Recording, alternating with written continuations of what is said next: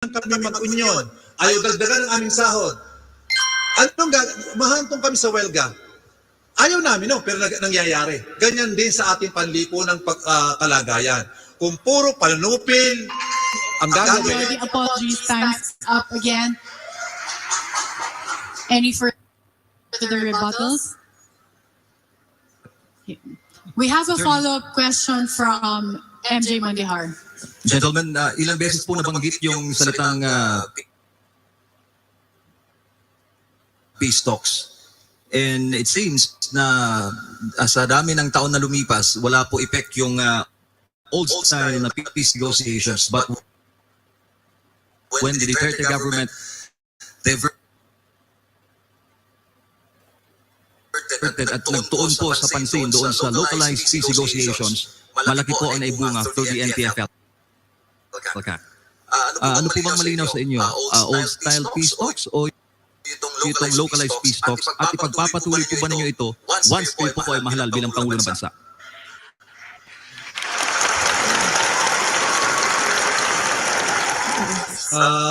Ano man?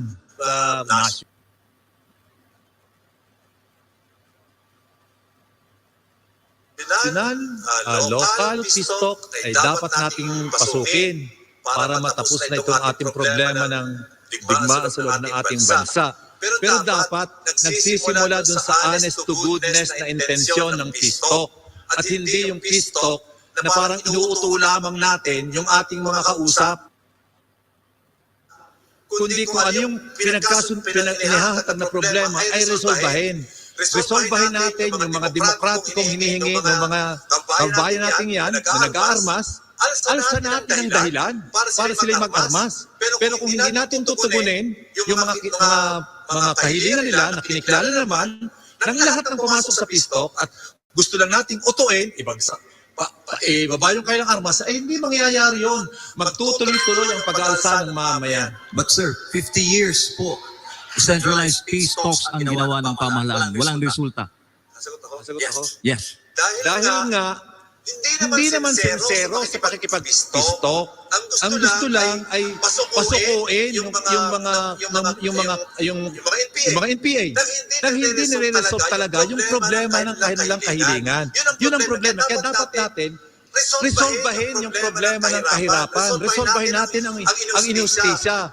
Ipatubad natin yung tunay na reforma sa lupa. Yun ang dapat natin gawin. Nang sa ganon, naniwala ko, hindi naman sila, yung mga NPA na yan, hindi naman yan parang natuwa lamang na umawak ng armas kundi may pinag-uugatang problema at kahilingan na hindi nare-resolve hanggang sa kasalukuyan, yung injustisya sa ating bansa. So this is an original question from MJ. So we're giving Secretary Gonzales 1 minute to answer the same question. Dapat ang gobyerno may katukulan na laging mag-peace talks. Katukulan ng gobyerno yan. Pero dapat tignan na natin, masasabi ko kay Calyodi na hindi lang naman gobyerno ang laging tinitignan na nagkukulang. Both sides may be. Pero ang pinaka-importante sa lahat, hindi dapat ituloy na gumagamit ng dahas ang sino man kung gusto natin magkaroon ng pagbabago sa ating lipunan. Kung sinasabi natin, mga mali ang sistema ng paggawa, ang ating mga nakikita mga pang-aapi. Hindi natin pwedeng gamitan ng dahas yan. Hindi na uso ngayon yan. Ang kinakailangan natin ngayon, pag-uusap na tama. O kinakailangan, nasa nakikipag-uusap ang mga yan. Kung ang hinahanap natin ay Senator Marcos, same question. Sa aking palagay, sa punot-dulo, talaga kailangan natin ipagpatuloy ang peace talk. Kaya nandiyan pa ang problema. Hindi pa natin naayos ng problema. Kailangan ipatuloy pa natin lahat ng ating maaaring gawin para ayusin ang problema. Ngayon, kagaya ng nasabi mo, MJ, nagsimula yan na sa taas lamang ang nag-uusap. Ngunit napalitan nga ngayon ang sistema ng peace talks at dinadaan sa lokal sa pamamagitan ng mga iba't ibang programa at ginagamit nga ang mga LGU officials na alam nila ang sitwasyon doon sa kanilang doon sa kanilang lugar at bukod pa ron, kadalasan kilala nila yung mga lumalaban, yung mga tinatawag na rebelde. Kaya dito sa naging bagong pamamaraan, marami nang sumama sa balik loob program, marami na ang natulungan ng NTF-LCAC. Kaya effective ito, di patuloy natin, palawakin pa natin. Thank you. And finally, Secretary Abella, same question. Tuloy-tuloy po dapat yung localized conversations, no? Localized negotiations. At tama din sinabi ni Calio de kanina na dapat mapatupad yung mga pangako. Like for example, sa land reform, dapat maibigay. In fact, I would recommend death condonation para mabigay talaga yung properties. Para mabigay lupa sa kanila, para hindi na puro clause, kundi kanila na talaga. It's theirs to use just as long as it's still used in agriculture. Follow-up, attorney? Follow-up. Okay, MJ has a follow-up question. Para din po sa inyong apat, NTF-LCAC ba ang solusyon o hindi sa problema natin sa insurhensya? We'll start with Senator Marcos. Hindi lang siguro ang NTF-LCAC ang magiging solusyon. Wala sigurong iisang solusyon. Kasama dyan ang distribution of wealth, kasama dyan ang pagbibigay ng pagkakataon para sumikat ang isang tao na meron silang oportunidad na mag-aral, meron silang magpagkakataon na magkaroon ng disenteng trabaho na maipakain ng kanilang pamilya. Hanggat umabot tayo doon ay siguro naman ang nasa atin pa lang, lalo na nasa krisis tayo. Hindi natin may sasagawa yung kaagad. At umaahon pa lang tayo sa krisis natin. Kailangan siguro natin ay pagpatuloy na talagang ipagpatuloy yung peace talks, pagpatuloy ang balik loob program, pagpatuloy ang NTF-LCAC. Ngunit huwag tayong aasa na yan lang ang magsusolusyon sa lahat ng problema natin. At marami pang malaking social problems na kailangan tugunan. Thank you. Secretary Abella, Calyodi, and then Secretary Gonzales. Ang solusyon talaga is economic justice. No, dapat mabigyan tugon at magawa ay tulad na sinasabi natin agricultural powerhouse na dapat matugunan yan para magkaroon talaga ng trabaho, opportunities, tsaka kasama na rin dyan yung education ng kabataan. At tsaka not only that, dapat tumulong talaga ang gobyerno para sa pagbibigay ng the farm gates and also the marketing. Dapat masuportahan talaga hanggang sa maging patas ang laban para sa ating agrikultura at maging isang major mega industry talaga ang agriculture. Calyodi. Suporta ako doon kay Abella. Secretary Abella, na dapat talaga yung kabuhayan ang ating i-resolve. Yung injustisya sa ating bansa ay i-resolve yung justice system natin. Hindi justice system ng mga may pera lamang. Pagka may pera ligtas ka, pag mahirap ka, kulong ka. Kung ganyan ang magpapatuloy, hindi mariresolve ang problem. Kaya yung sistema ng edukasyon, hindi dapat sa may mga pera lamang. Yung kalusugan, yung pag-hospital, hindi lamang sa may mga pera. Kahit yung eleksyon, hindi lamang dapat sa may mga pera. Kailangan yung buong sistema ng politika at ekonomiya ay maging sistema ng politika at ekonomiya ng lahat ng mamayan. Kapag nangyari yan, kahit na hindi tayo makipag-pistok, tingin ko dito sa mga kapatid natin mga nag-aarmas, magbibitaw ng armas yan dahil mawawalan na ng dahilan sila para maghawak ng armas. Thank you, Calyodi. Secretary Gonzales.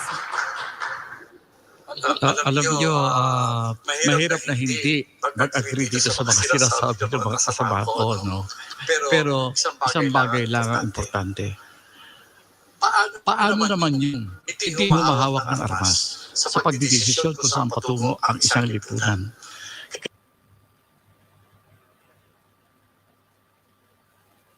kailangan nire-respeto din natin yan. Para magawa yan, dapat sa lipunan natin, magdesisyon na tayo. Huwag tayong papayag na ang mga usaping panglipunan ay gagamitin natin ng dahas. Kailangan demokratikong pamamaraan ng ating patutupad yan. Hindi tayo dapat na gumamit ng puwersa para kumbinsihin ang ilan. Sa ating lipunan ngayon, may mga kilusang politika na ang fundamental na strategy o pamamaraan ay true armed struggle. Kailangan mabago yan. Secretary Gonzales. Attorney, last na lang, follow up. Last, on this matter. I'm going to clarify this. Okay? Yes. We were supposed to go on a break, so I hope, gentlemen, that you're good. No need for water? Okay. MJ. Recently, dineklara po ng pamahalaan na teroristang grupo ang CPP, NPA, NDF. Sa inyo pong apat, kaaway niyo po ba o hindi ang CPP, NPA, NDF? Kaibigan ba o kaway? Okay. We'll start with Secretary Abella, and then Caliotti, Secretary Gonzales, and then Senator Marcos.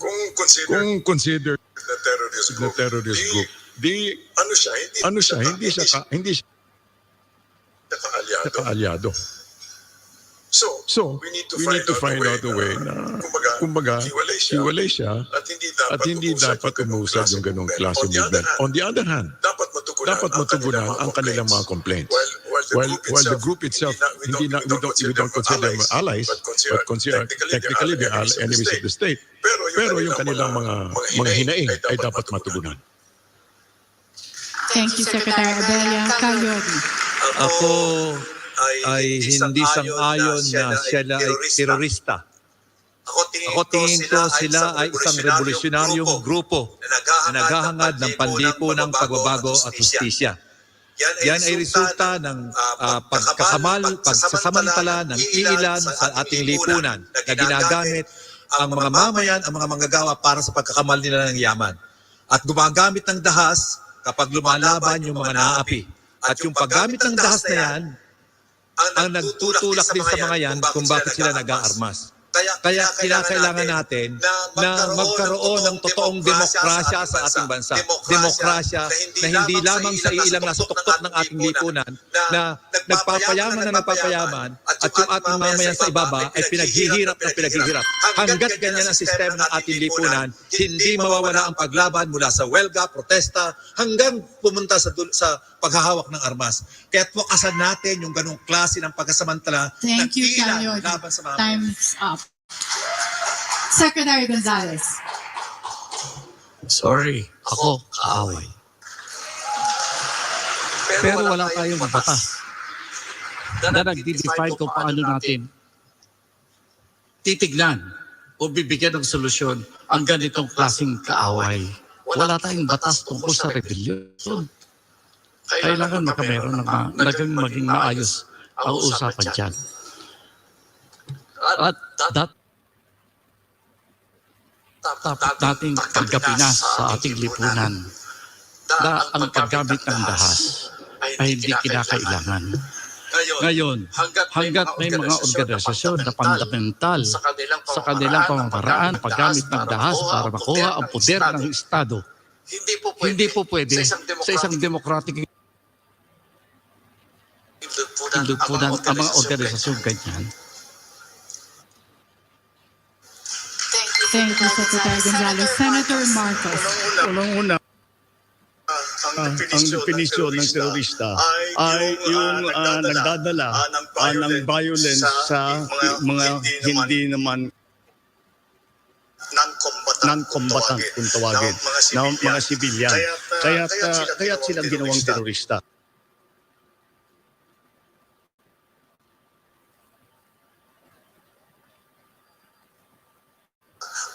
Ngayon, paano naman natin papayagan at sasabihin na tumutulong sa atin o kaibigan natin ang isang grupo na nambobomba, namamaril at hindi lamang yung mga sundalo, hindi lamang yung mga pulis, kung hindi ang isang football player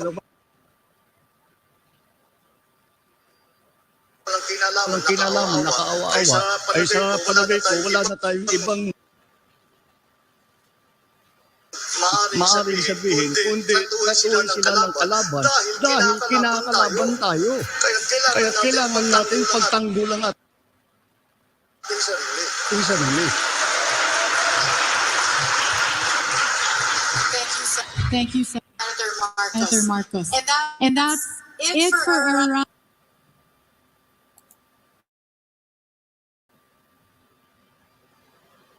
Out of time.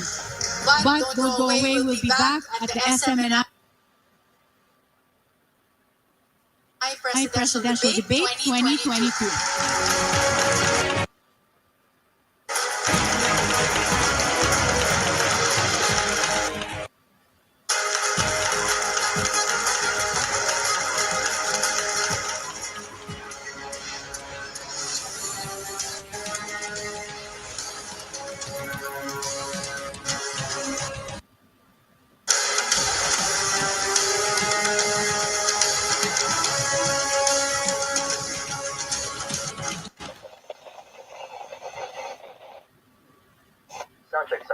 Sound check. Kapag ako ang nanalo, sisiguraduhin kong may pagbabago. Laki ako sa hirap, kaya naiintindihan ko kayo. Tawa na tayo sa baluktot na pamamahala. Pag ako binoto nyo, wala nang maghihirap. Dadalhin ko kayo sa bansang gusto ninyo. Malibing pabahay, pagkain at trabaho. Basta ako ang iboto nyo.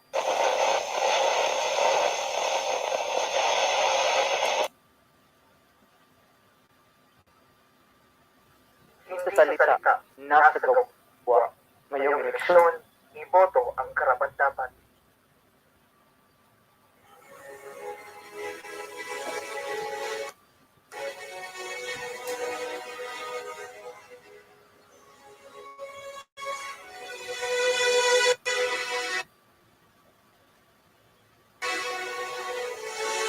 Gabay para sa tamang pagpili ngayong eleksyon, hatid namin sa inyo itong mga leksyon.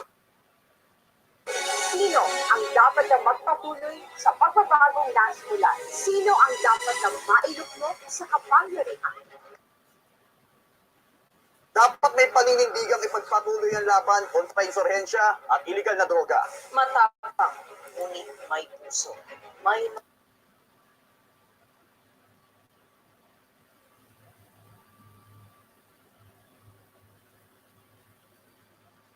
malasakit, handang magpatawad, tagapagtaguyod ng kapayapaan at pagkakaisa. Handang isakripisyo ang meron siya, mapunan lang ang kakulangan ng iba. Ang pulso ng taong bayan, nasa sa kanya. Mautak, madiskarte at alam ang saklaw ng batas. May konkretong solusyon sa bawat problema, lalo na sa gitna ng krisis.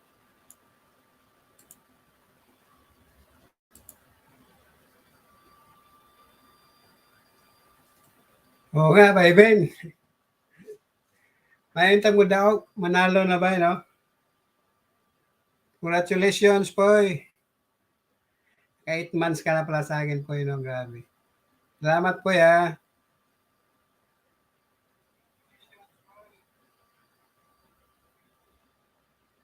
Work mo na ako dun, Tim, Poy. Sige, Bay, salamat. Salamat. Ano na ako ni play sounds kung ano na. Dili na advertise. Ambot, di ba ako mapalo, Pati tali nga palo, Si Impoy, tapos ka na nag-blower, Poy. Nandiyan si Mami Lanitz na wala. Kapatid ko yun, Poy, si Mami Lanitz. Ingat, Poy. Ayan, sulit BBM for the win. Sana nga, manalo na to. Kaya sabi ko, pag napalo ako dito, di bali na, pinaglaban ko naman si BBM Sara.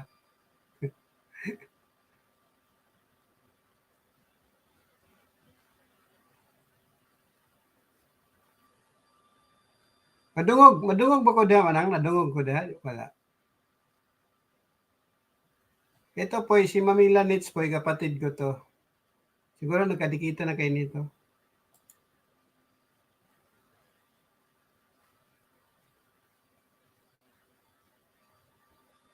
Back to work muna ako dun, te. Sige, bye, Ben. Salamat, Ben.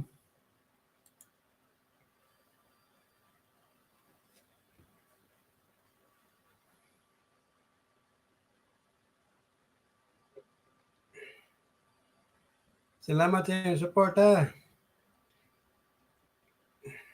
Ako lang yung share kay share screen lang ko kay isayangan ko sa moment.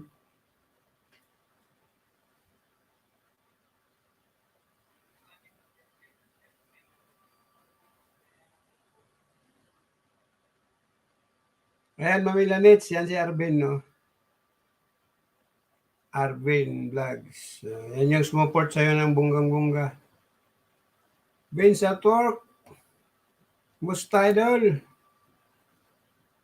May snow pa ba kayo dyan?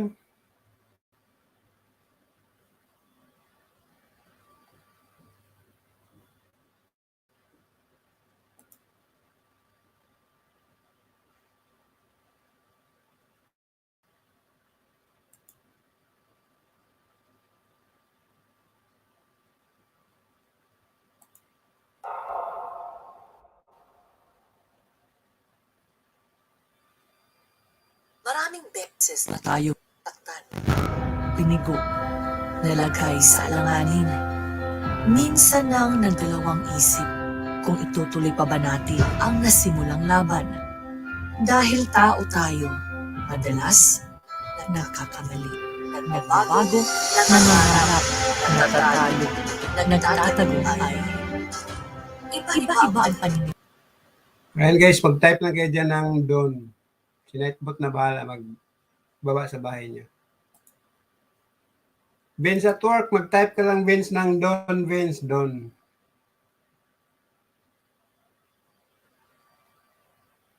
Ayan, type lang ng Don. Okay lang siya. Ayan, manang, dikitan mo si Vince at work, oh. Mabait yan, nasa Amerika yan. Jaketan ko muna pala.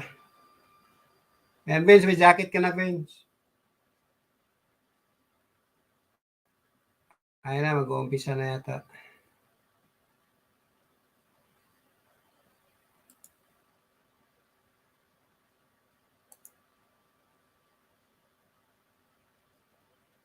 Hindi pa.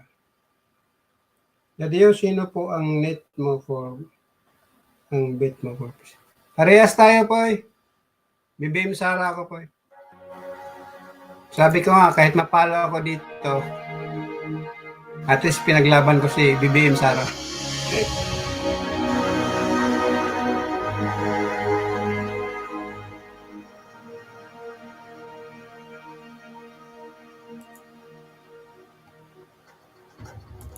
We don't need to explain because truth needs no justification.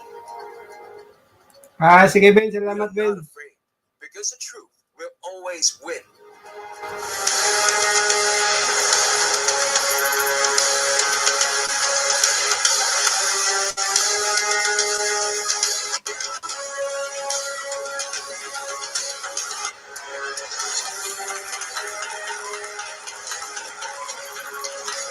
Ayan na, umpisa na guys. Makinig tayo, maganda yung ano nila.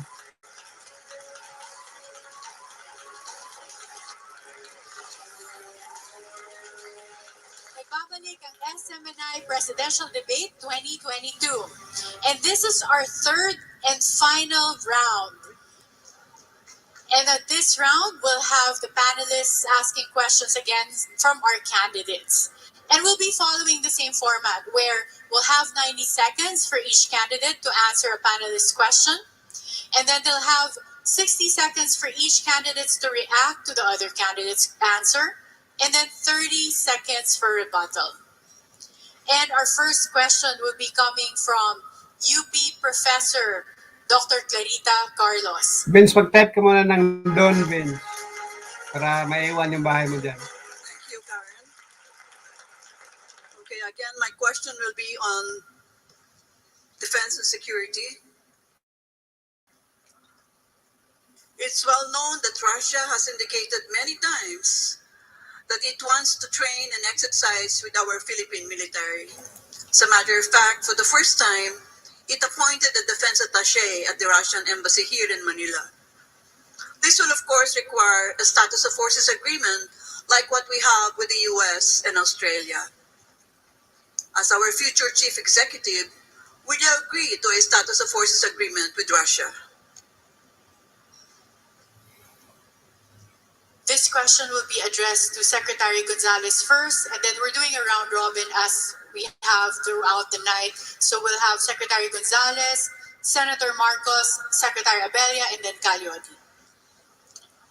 I would appreciate if we have preliminary talks first, because in the first place, the system familiar to our armed forces is American. It's very, very difficult to immediately change systems.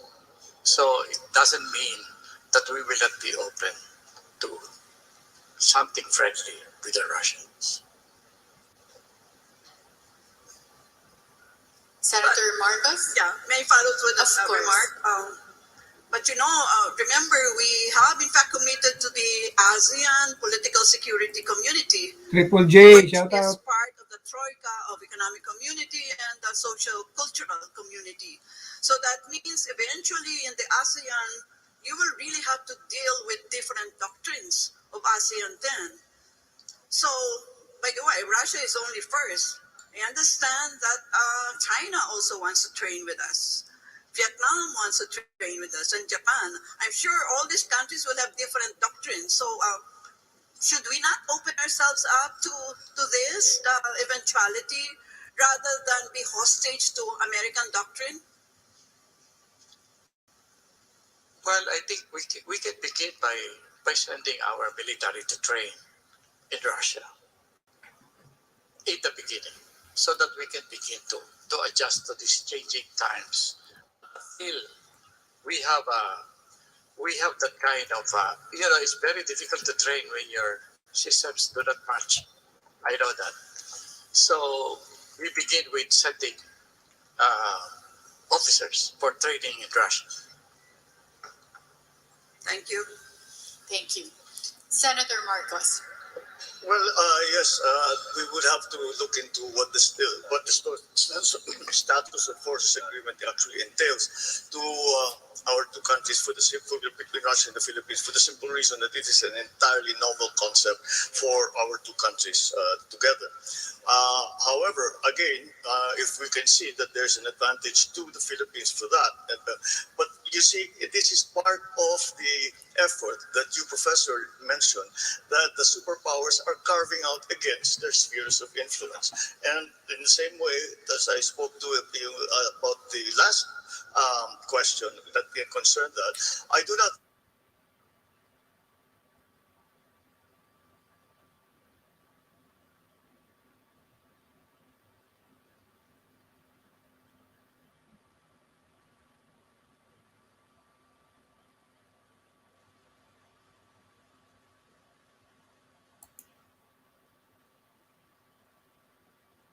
think the spheres of influence model of the Cold War still applies. So we should be very wary of that. As a practical matter,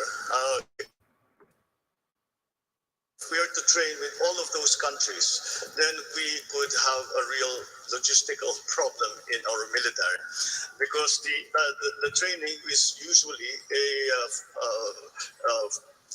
the beginnings of their hopefully supplying, or hopefully for the donor country, supplying us with military equipment. And so yes, it is good perhaps that we see what the different doctrine that I'm talking doctrine and military doctrines are. But I think we still have to decide at some point, and what they, as the engineers call it, we have to freeze the design of our military and say we have decided to go with these pieces of equipment and with this military doctrine. That's with those who have Senator trained Marcos, time's up. Yeah, as an adjunct to your remarks, Shouldn't we also abolish the AFP as it is configured presently? Because, you know, that was designed during the American occupation. Because we have new security interests, and therefore the doctrinal framework will also follow through. If you abolish the AFP, and as you have indicated, as four of you have indicated earlier, that it's really the sea which needs to be protected. And yet, you know, the bulk of your AFP consists of the army, which is running after insurgency, which is not its mandate, by the way. So shouldn't you be abolishing the AFP and putting a little bit more manpower and equipment on the Marines and the Navy, Well, as you have articulated earlier? That is a question for our military planners and thinkers as to how which branch of the military should be beefed up, should be strengthened. But you will be the potential commander-in-chief of the Republic. So that decision will really be on your desk. Yeah. Not on the AFP. Yes, it will. And we will look at the situation and at the time that these are being proposed. But again, we have to go back to the very practical matter of how our military operates. I cannot see how the Philippines will continue to exist if we do not have the AFP. And therefore, the idea of abolishing the AFP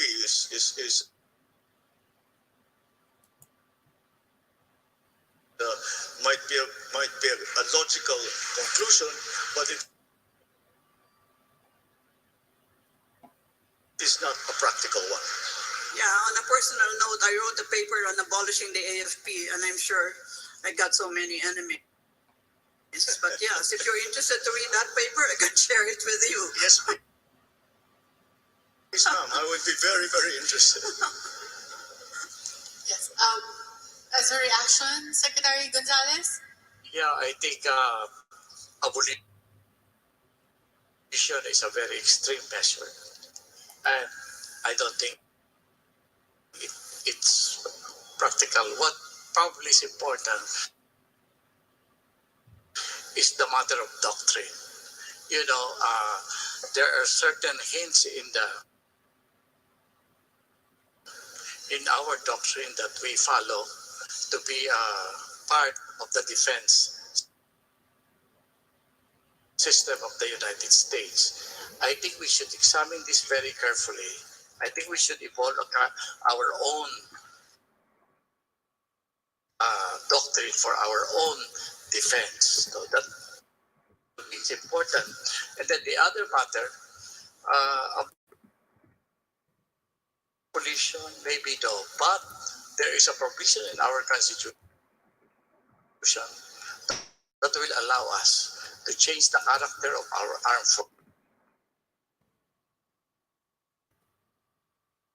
forces to be a citizens army.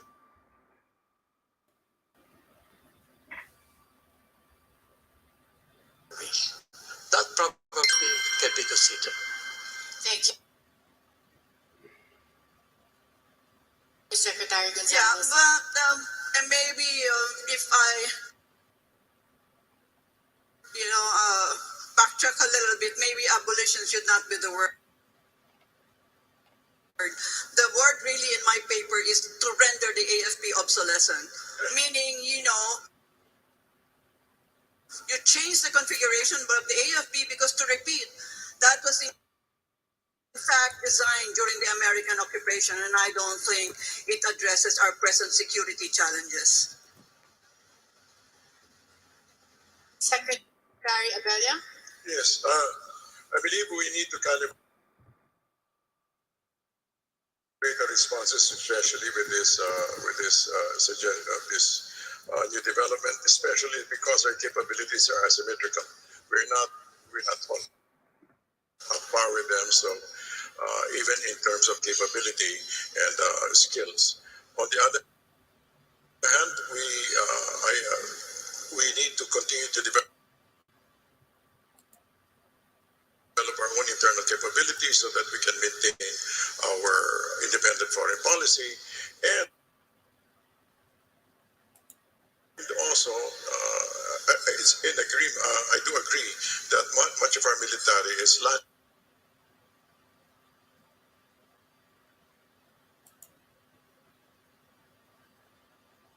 based and should be, and at this stage we should perhaps develop more naval capabilities.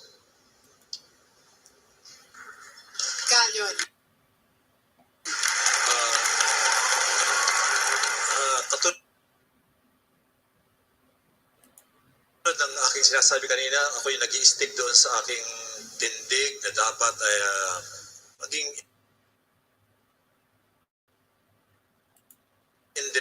independent tayo.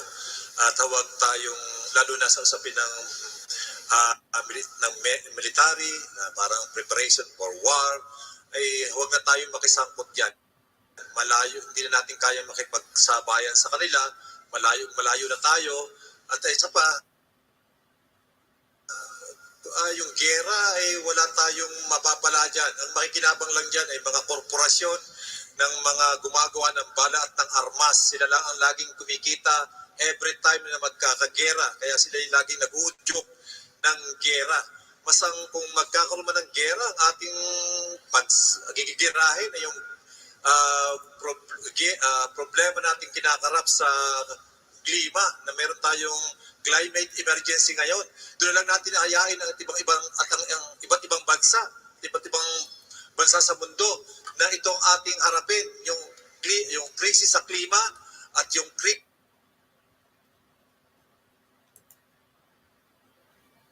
sa kabuhayan ng buong mundo, yung kagutuman, at huwag yung parang pagpapalakas ng armas natin para sa handaan ang pakipaggera sa iba. Talo tayo dyan. Walang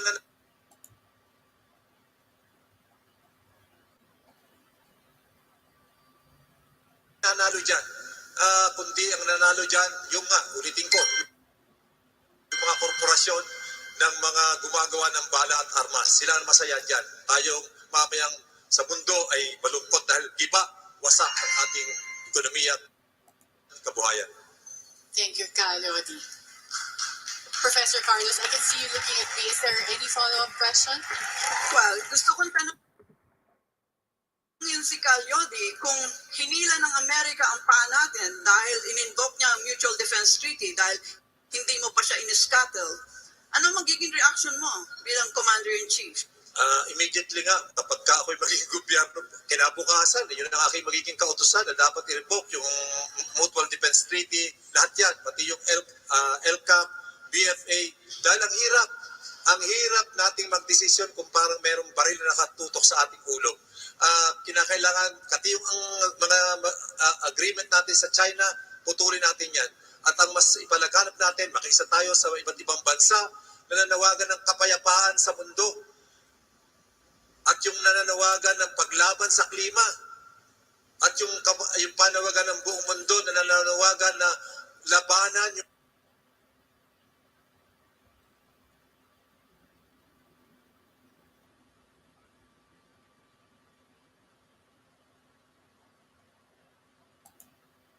kagutuman at inekwalidad sa ating bansa. Dahil grabe na ang inekwalidad sa ating, hindi na sa bansa, sa buong mundo. Yun ang ating samahang mga bansang ganon. At hindi yung mga bansang naghahanda sa gera. Yes, but if we look at realpolitik, the realities on the ground, what if the senators are not with you in abrogating all these treaty commitments? Kung yung ating mga senador at congressman ay mga gerero din, utak-gera, ay di gamitin natin yung provision sa ating konstitusyon na People's Initiative. Gamitin natin yun para nang sa ganun ay ipasa yung isang batas na magbibigay proteksyon sa kabuhayan ng ating mga mamayan at yung proteksyon sa krisis ng klima at tatakwil doon sa lumalaganap na giyera na ang magtatamasa lamang naman ay yung mga korporasyon at mga kapitalista na namumuhunan diyan. Salamat. Salamat. Thank you, Calyodi. And we'll move on to the next question. Yes.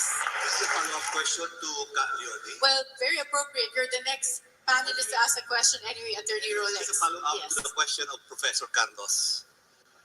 Wala pa pong naipasa na batas sa People's Initiative. Wala akong naalala. In fact, sa dead letter law. Sasagutin ko. Yes, Calyodi. Sisimulan ko. Okay. Well, on that note, There is Attorney always a Rolex, first time. yes. My question is this. My turn. Ayon po sa COMELEC, mayroon ngayong 67 million registered voters. Ayon naman sa RA 7166, ang mga kandidato sa pagkapangulo ay maaari lamang gumastos ng 10 piso kada botante. Habang ang mga political parties naman ay may limit na 5 piso kada botante. Bago before mag-February 8 o ang opisyal na simula ng panahon ng pangkampanya, magkano na po ba ang iyong nagastos? At sino ang nagbigay ng pinakamalaking porsyento ng iyong pondong pangkampanya? Okay. Very tough question. We're following a sequence here. Senator Marcos, you're the first to answer this question, and then we'll go around from Secretary Abella to Calyodi and Secretary Gonzales. Bago una-una ay hindi namin nililista ang mga donasyon at saka karamihan dyan in kind. Kagaya halimbawa, sasabihin ko sa inyo, yung mga caravan na ginagawa namin, ay kami ay iniimbita lamang ng mga organizer dyan. At hindi kami ang kaya sabi namin, huwag niyong pahabain, huwag niyong gagawin ito. Gawin na lang natin na magtanim tayo ng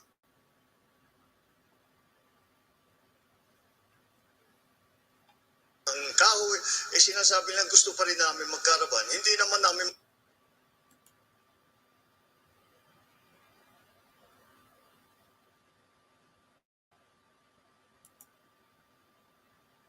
maipigil dahil walang hinihingi sa amin. Kaya't wala kaming gastos doon. Yun sa pagsiguro, yung nakikita, siyempre, marami tayong pinupuntahan. Sa awa ng Diyos, marami pa naman tayong kaibigan na handang tumulong na magpahiram ng kanilang mga aeroplano, ng kanilang mga helicopter, at gratis at amore naman ang aming usapan diyan.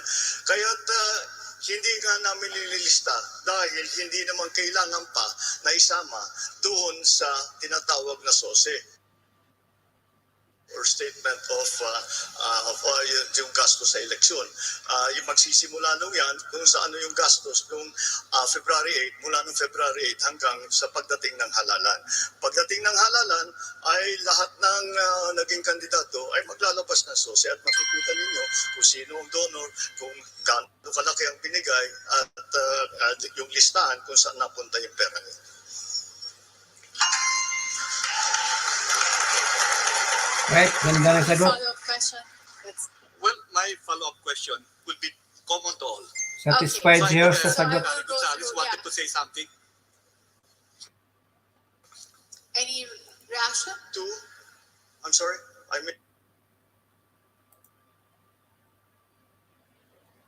Putol-putol lang, putol-putol. Sayang. No, I think Secretary Gonzales wants to say something. Me? Yes.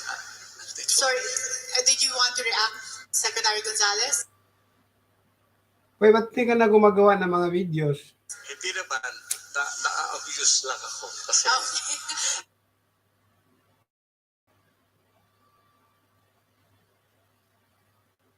So, in the interest of laki-laki na ginagastos. in the interest of time, we'll have Then I have a follow-up question because I thought you wanted to speak. Okay. Okay. My follow-up question is, simula noong February 8 or 7 days ago, magkano na po ba ang inyong nagastos? Balak mo bang limitan ang inyong gastos after February 8 sa nakatakda sa RA 7166? Dideklara mo ba sa Statement of Contributions and Expenditures or SOSE ang tamang amount? Bakit o bakit hindi?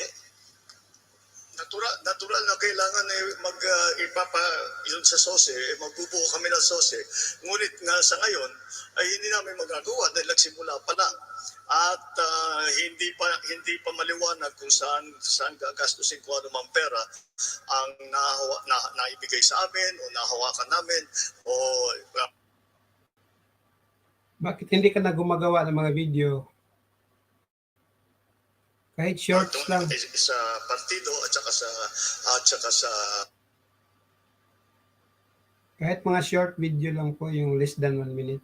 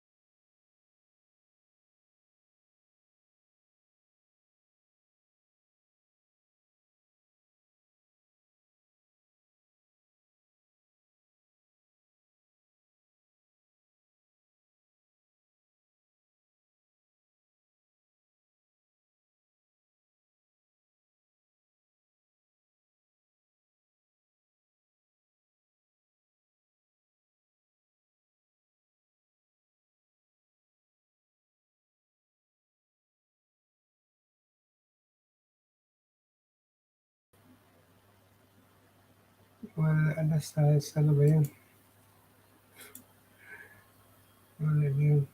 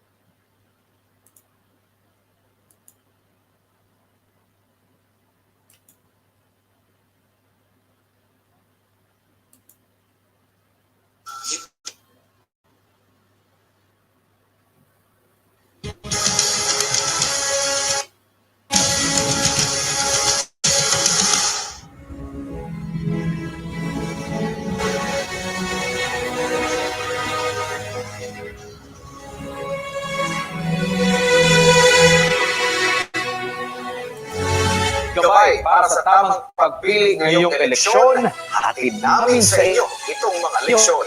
Sino ang dapat na magpatuloy sa pagbabagong nasimulan? Sino ang dapat na mailuklok sa kapangyarihan? Dapat may paninindigang ipagpatuloy ang laban kontra insurhensya at iligal na droga. Matapang, ngunit may puso, may malasakit, handang magpatawad, tagapagtaguyod ng kapayapaan at pagkakaisa. Handang isakripisyo ang meron siya, mapunan lang ang kakulangan ng iba. Ang pulso ng taong bayan, nasa sa kanya. Mautak, madiskarte at alam ang saklaw ng batas. May konkretong solusyon sa bawat problema, lalo na sa gitna ng krisis at pandemya. Kilalanin mo ang iyong iboboto. Aralin ang plataforma. Paano ito isa sa katuparan at patatagalin? Suriin ang track record. Sawa na tayo sa puro forma at salita. Ang kailangan natin ang magpapatuloy sa pagbabagong natatamasa ng sambayan ng Pilipino. May malakas na paninindigan sa tama, hindi magtataksil sa bayan at hindi tayo ipagpapalit sa kahit anuman. Matapat at hindi magnanakaw, hindi sarili, kundi ang interes ng bayan ang inuuna. May political will, totoo ang serbisyo at handang ibigay ang lahat. Matugunan lamang ang mga isyu na kinakaharap at kakaharapin pa ng bansa. Bilang butante, nasa atin ang responsibilidad na ihalal ang nararapat. Isa itong desisyon para sa nakararami, hukay at pag-isipang mabuti. Huwag magpadala sa kasikatan at sabi-sabi.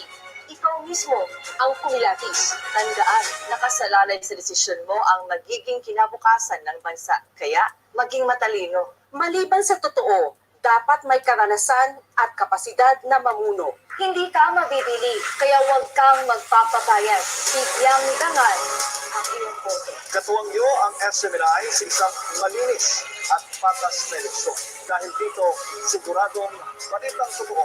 Ibibigay namin sa inyo mga impormasyong tama. Tuloy ang pagbabago kahit sa pagbabalita. Sama-sama po tayo tungo sa bagong bansa.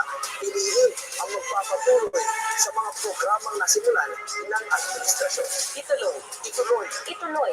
Ituloy. Ituloy. Ituloy. Ituloy. Ituloy. Ituloy. Ituloy. Ituloy. Ituloy ang pagbabago.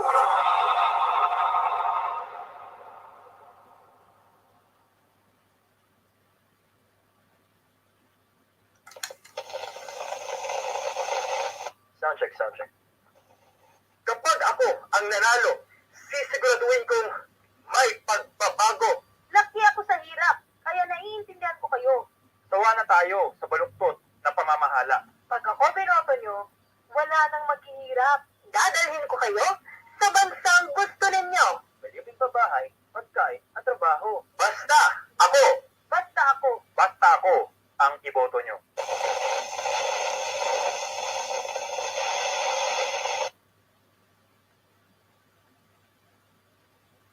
Hindi sa salita, nasa gawa.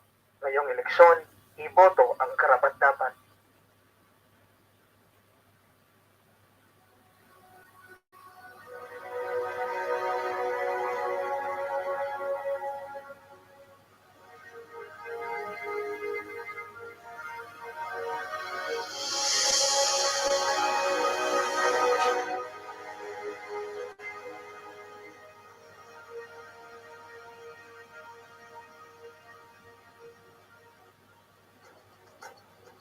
We don't need to explain, because truth needs no justification. We are not afraid, because the truth will always win. When we ask questions, it's always for the good of all. We question to build, not to break. We question to clarify, not to confuse. We question to protect, not hurt. Truth hurts, but it heals.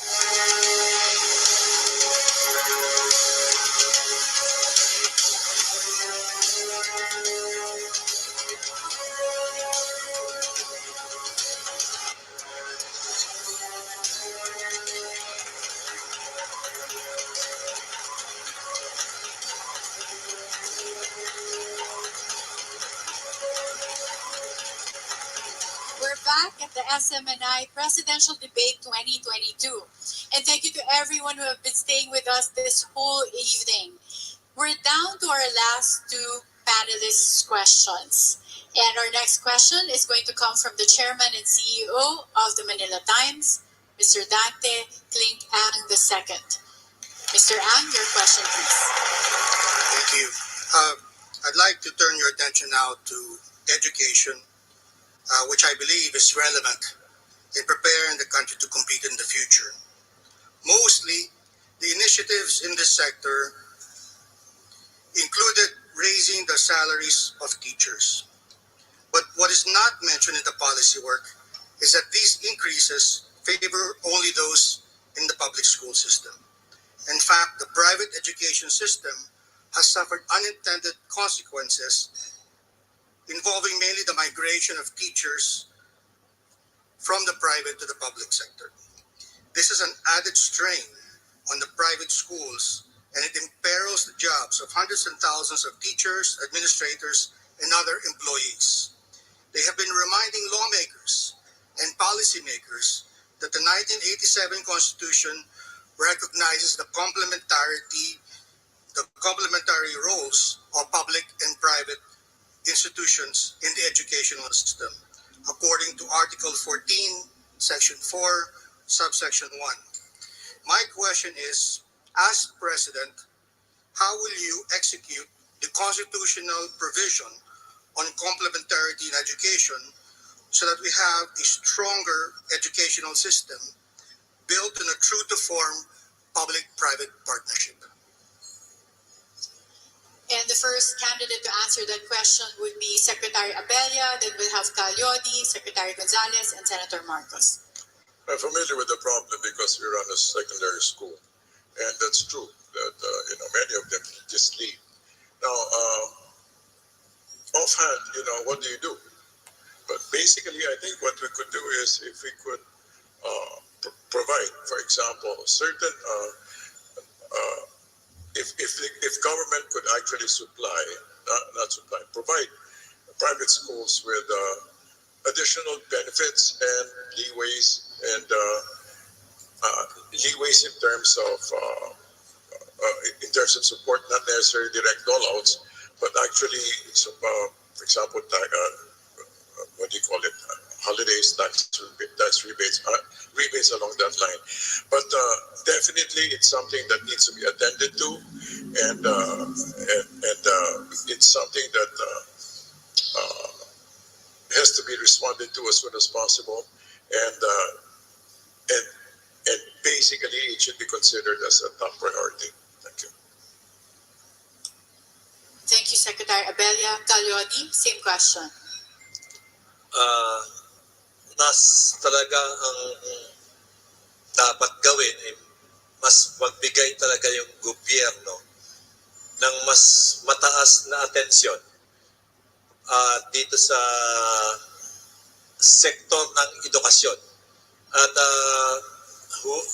dapat hawag niyang buong-buo na talagang ipinagpapaubaya doon sa private.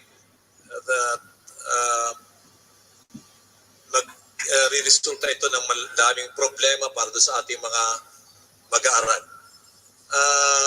Turing natin na importanteng sektor ito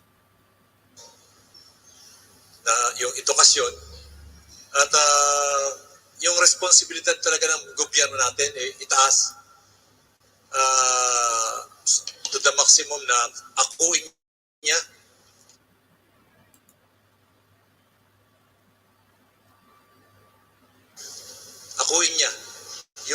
yung responsibilidad na tiyakin na yung sektor ng edukasyon natin ay nabibigyan ng prioridad at natutugunan yung pangangailangan ng tamang curriculum na nakaayon doon sa programa sa pagbago ng ating ekonomiya. Hindi dapat mahiwalay at itulak yung private na tugunan din para mag-complement para Thank you, sa kanilang Calio. plano. Secretary Gonzales. Pinaka-importante ang edukasyon. Lalo na kung nag-a-ambisyon tayo maging first world. Dapat ibigay natin sa ating kabataan ang pinakamahusay na edukasyon na makukuha natin sa mundo.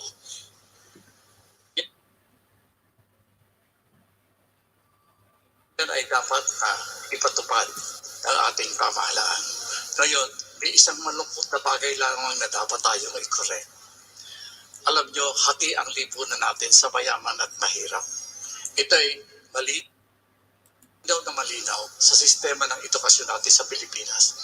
May edukasyon pang mayaman, may edukasyon pang mahirap. Sinasabi natin, pag eskwelahan ng mahirap, okay na yan, pang mahirap lamang. Hindi papayag agad ang ating pamahalaan ng bagay na yan. There will be a common standard for all. We need our young people to receive the same kind of education whether you are rich or you are poor, which means na i-implement natin yung nasa konstitusyon. Dito bubuhos ng gobyerno, pribado, publiko, ang pagtataas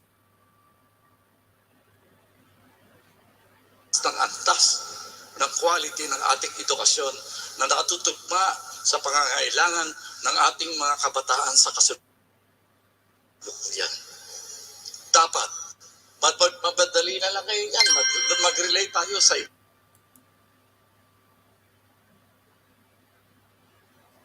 iba't ibang universidad, sa iba't ibang panig ng daigdig.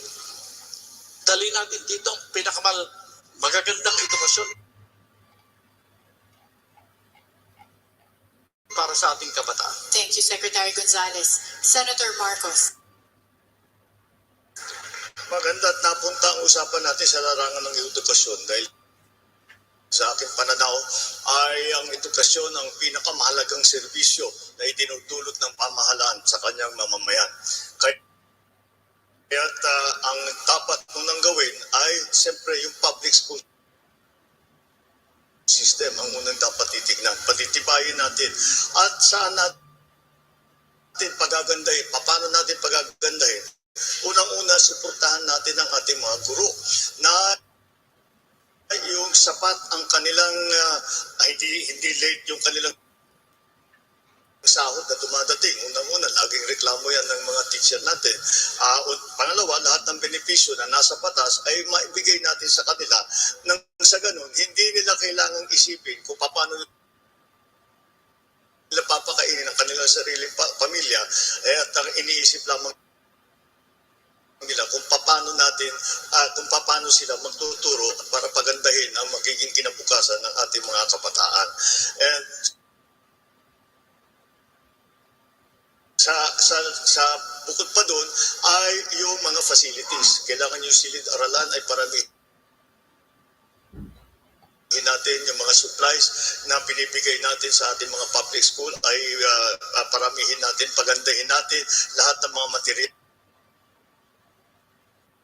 na ginagamit at sa ganung paraan ay ang mga teacher natin kailangan natin suportahan hindi lamang sa financial na suporta kung hindi sa pag-aaral, sa pag-refresher course para sila ay talagang tinuturo nila ang pinakabago at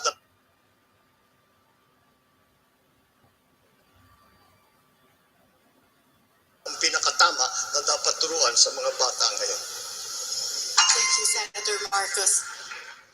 I think Secretary Abella has a reaction. Gusto ko lang pong dagdagan, for example, kasi ang pinag-uusap naman po natin dito yung support of private schools, right? Kung pwede, pwede magbigay ng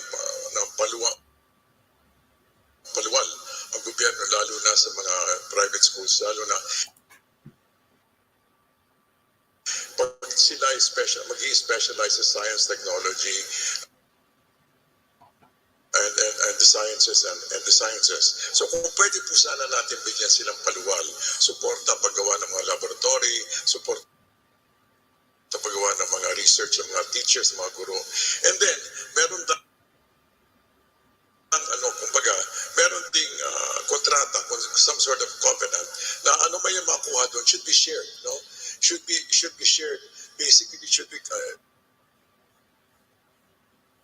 no, dapat na share, for example, research, science, ganun, dapat na share sa, sa business so that it becomes part of the public treasury of knowledge. So, kumbaga, para yung tinatawag natin na complementary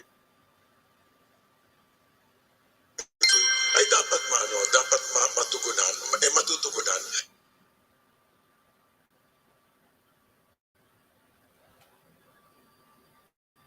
Lalo na by supporting private schools, especially those na na talagang pumupunta sa science, ini-emphasize nila science. Thank you, Secretary Abella. Thank you.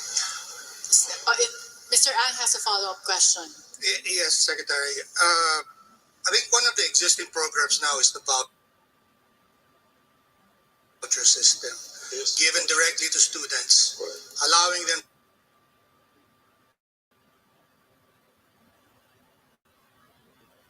to choose whether they enroll in a public school or a private school. The problem, however, is that some say that the voucher system does not go far enough, and even the amounts of the vouchers themselves require public schools to charge a top-up fee just to meet their cost if they are to offer the available programs that they have. So would you, as President, look into that as a possible solution so that there will be competition, a healthy competition between public and private schools on quality, and let the students choose? I would do that. I would do that, especially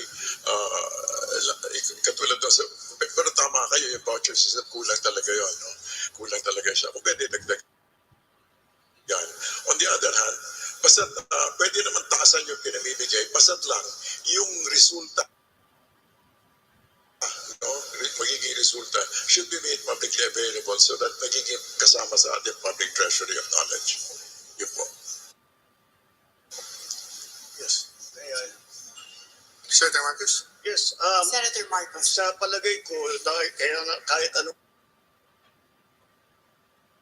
voucher system ang gawin natin, magiging laging kulang yan. Kaya sinasabi ko, unahin natin ang ating public school system. Ngayon, paramihin natin ang ibinibigay ng pamahalaan na scholarship para yung mga deserving, yung mga napakasipag at napakatalino at napakatalented,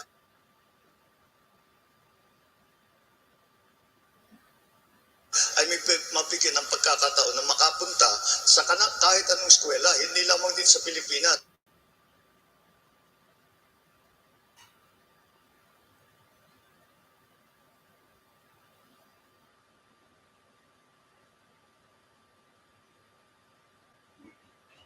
Marami tayong scholarship programs na nanggagaling sa iba't ibang ahensya ng gobyerno. At sa ganung paraan din, maaari nating i-encourage, sabihin natin, kailangan natin ng agronomist. Di gumawa tayo ng scholar para maglabas tayo ng maraming scholarship fund para sa mga agronomist. Gusto natin na paramihin ang ating engineer. Ganun din. Kaya siguro, yan ang maaari nating magawa para bigyan ng pagkakataon ang nanggaling sa public school na makapag-aral sa mamahalin na private school. Senator, I'm not sure if you're familiar with the study commissioned by COCOPEA. This is the Coordinating Council of Private Education Associations of the Philippines. They did commission a study around 2020 where the results were the returns on investment by private schools resulted in higher returns than the investments in the private educational system.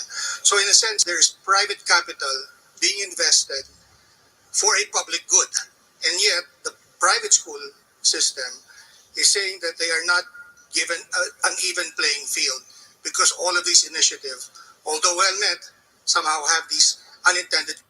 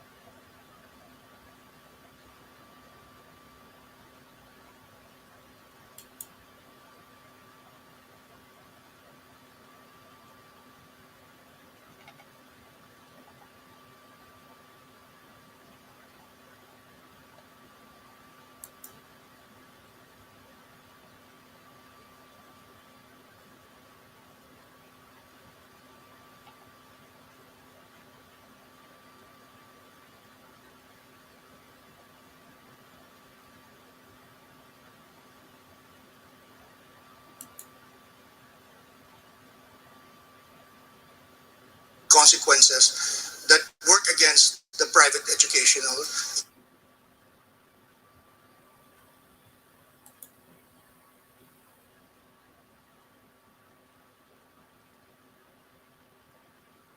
sector's economic interest. Well, the very nature of a public school as opposed to a private school are different.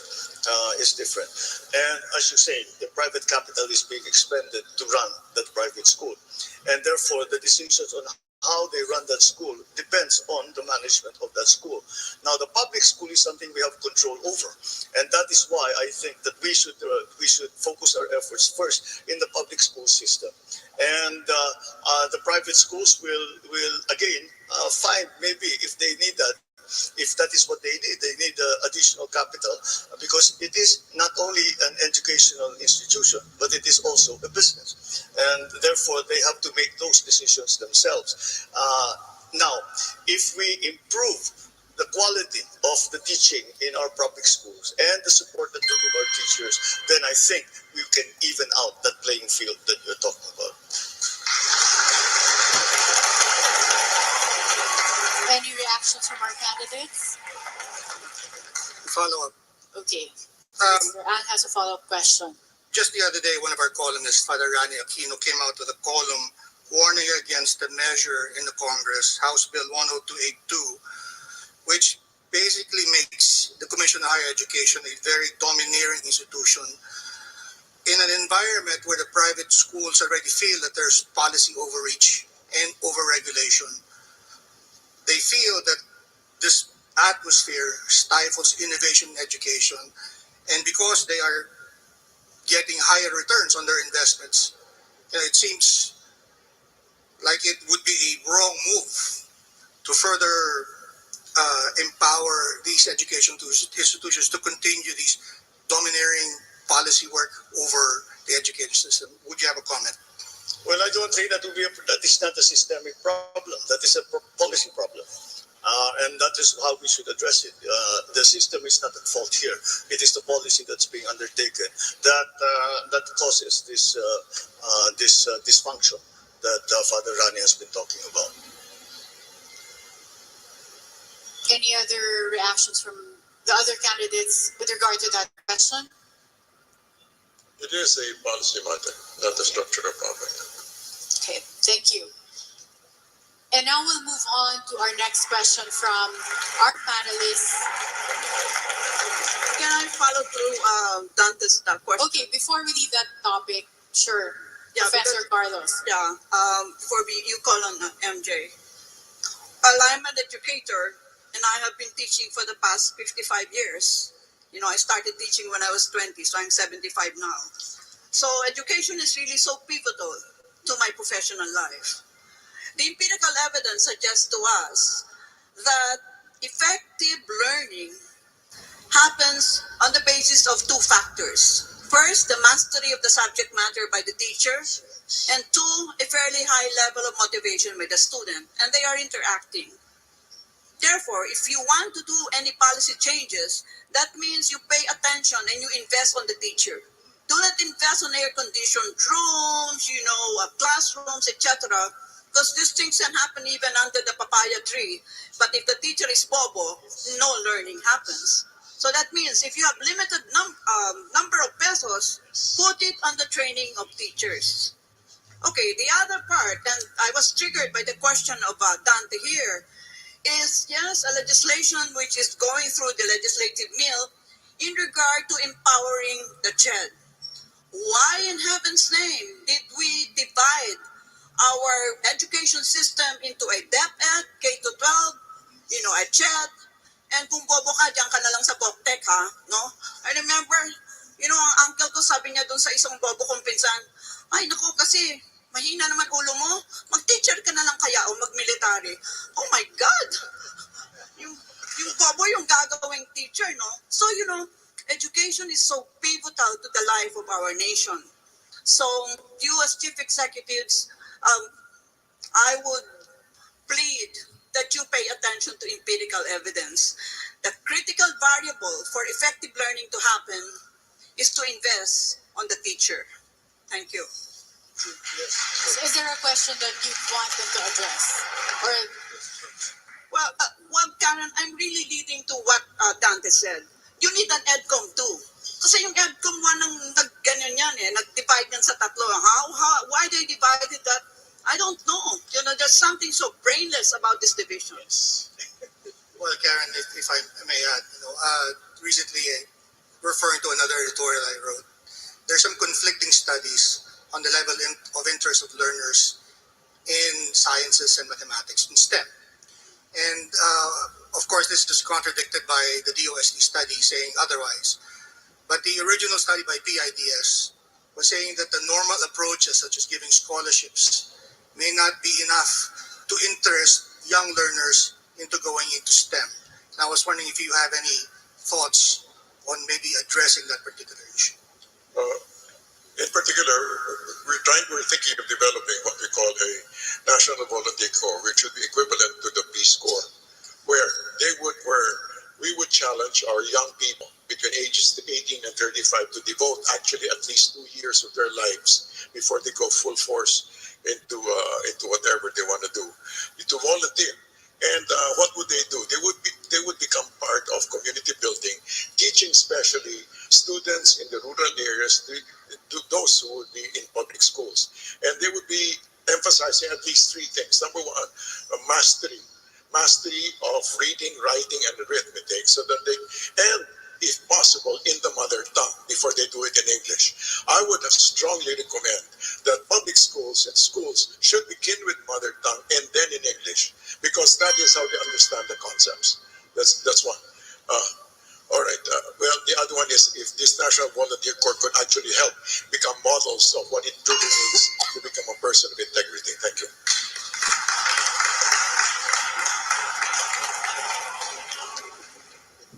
And now we'll go to our next panelist, MJ Mondihar, to ask the last question for round 3. Ang mga tanong ko po ay will concern 2 different sectors that needs government attention. First, meron po tayong 12 senior citizens sa buong Pilipinas based on latest data. Kung kayo po maging Pangulo, would you support the passage of a Universal Pension Act for seniors? Ano mga programa po ninyo sa mga senior citizens? We'll be starting with Calyoni de Guzman and then moving towards the right to Secretary Gonzales, Senator Marcos, and then Secretary Abella. Dapat talagang suportahan natin itong mga senior citizens natin. At tingin ko dapat ding payagan natin na yung mga senior citizens ay magpatuloy sa pagtatrabaho sa mga trabaho kung kailangan nila na makakatulong sila. Ibig sabihin, hindi ito yung mga mabibigat na trabaho.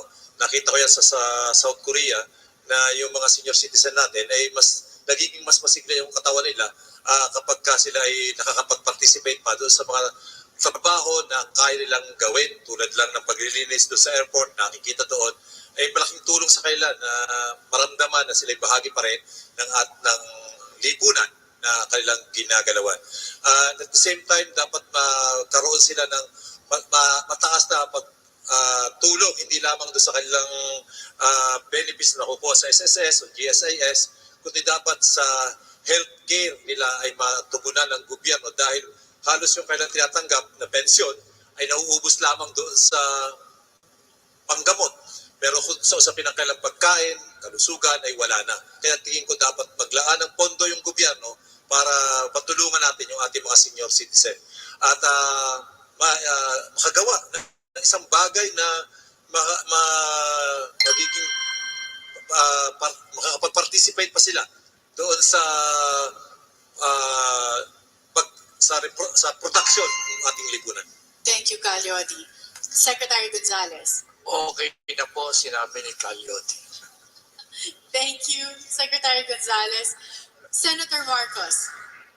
Well, siguro ang pinakauna, bago pa tayo magpapasa ng bagong batas na napakahilig natin gawin, hindi pa natin na-implementa yung batas ngayon sa pagbigay ng benepisyo para sa mga senior citizens, para sa mga retirees. At ngayon pa lang, dahan-dahang natutupad. ang nasa batas na ang pagbigay ng ating mga pensyon para sa ating mga senior citizens. Mahalaga ito dahil alalahanin natin na ang mga senior citizens kadalasan ay hindi na nagtatrabaho at merong talaga dahil may edad na, may karamdaman din. Kaya siguro itagdag natin dun sa pension ay yung pagbayad na ng kanilang health insurance. Ang gobyerno na ang magbabayad ng kanilang health insurance para kapag may silang pangangailangan, may karamdaman sila, meron silang ipambayad. Ang isa pang hinaharap na problema ng ating mga senior citizens ay yung age discrimination na sinasabi dahil kahit nais pa nilang bumalik sa trabaho, ay hindi na sila tinatanggap dahil sasabihin, ba't pa natin kukunin yan, hindi natatagal yan, mahina ng katawan yan, hindi na kaya yung trabaho. Kaya dapat yung ganyang klaseng pagpipili ng bata lamang para makapasok sa trabaho, kung kaya namang gawin ng isang nakakatanda, ay bakit we should not discriminate against them and allow them to continue to work. Thank you, Senator Marcos. Secretary Abella. Natural supporter talaga ako sa senior supports.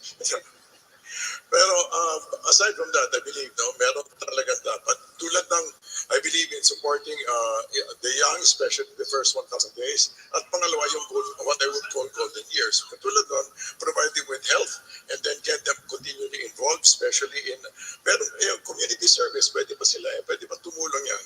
And then grant them enough economic support and then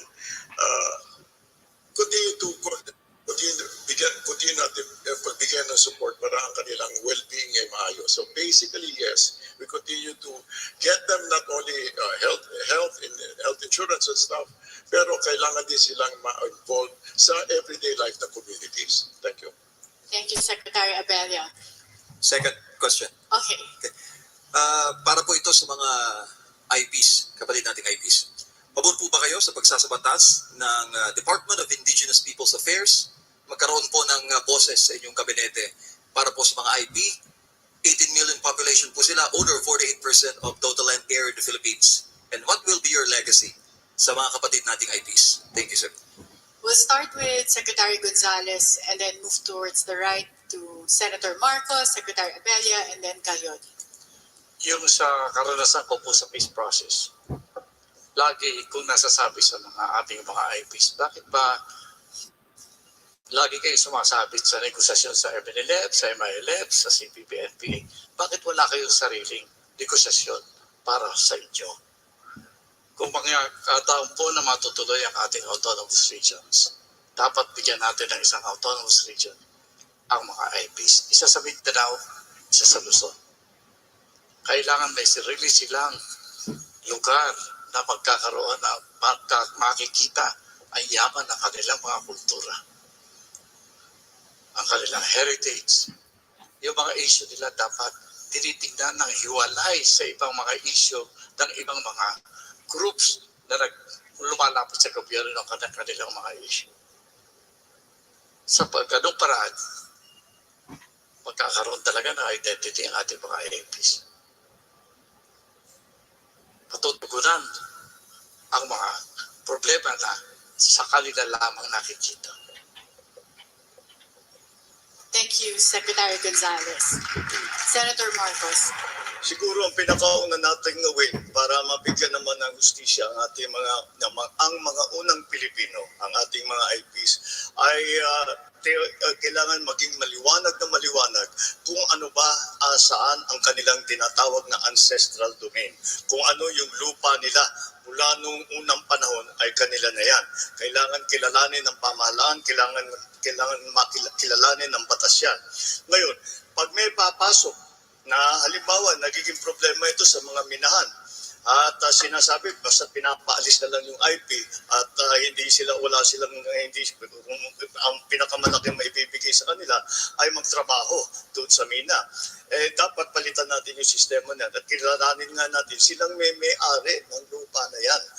At pagka nagawa natin yan at naging maliwanag kung ano ang ancestral domain ng bawat tribo, ng bawat IP, ay ang gagawin natin, ang trato natin sa kanila, parang pangkaraniwan na mamamayang Pilipino.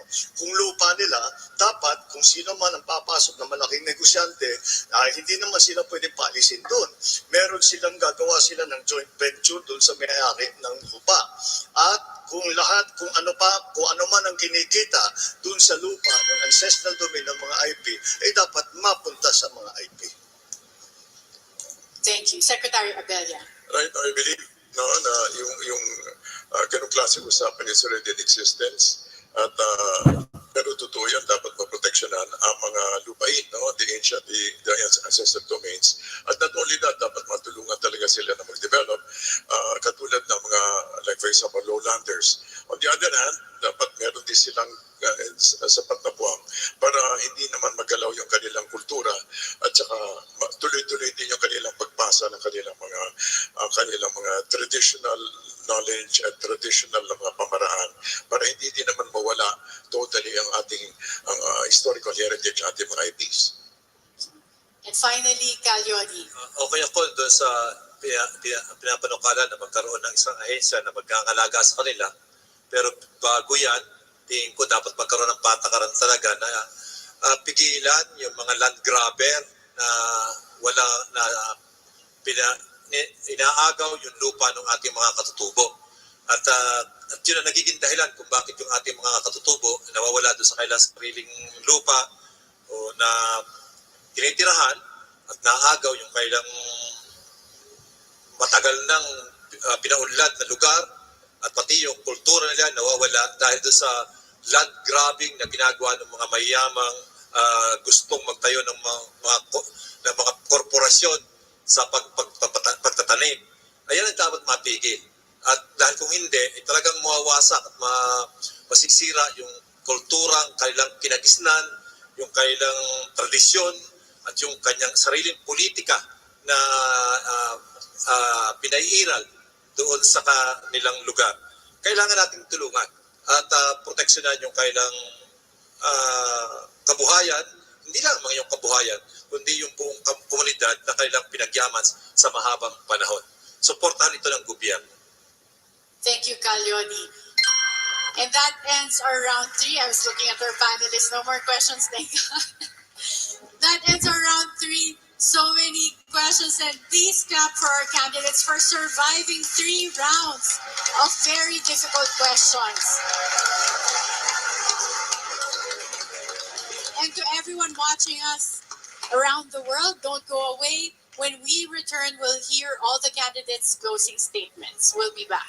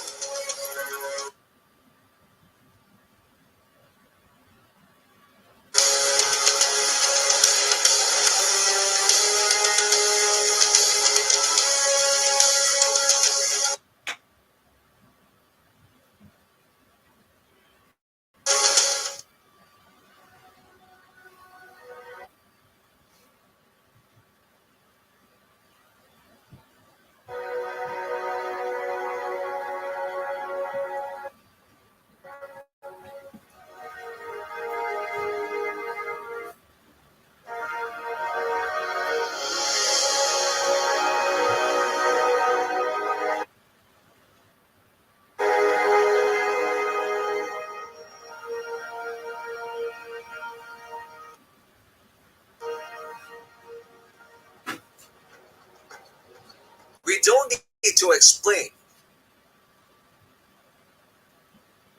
because truth needs no justification.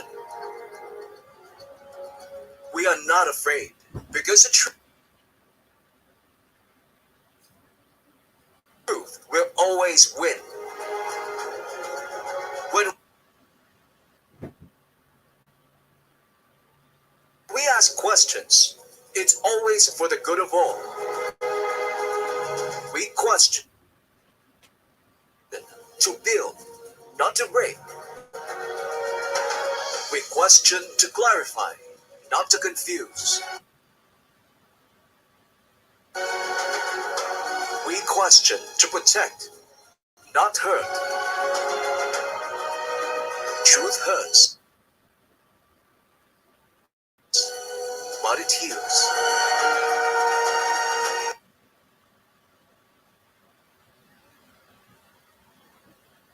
Tune in to SMNI, where truth is free.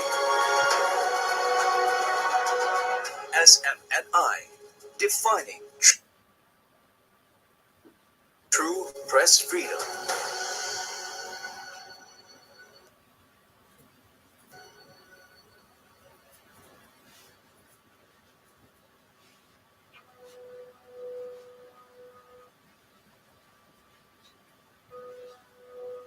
Sa muling pagsikat ng araw, isang desisyon ang kailangan mong pakawalan.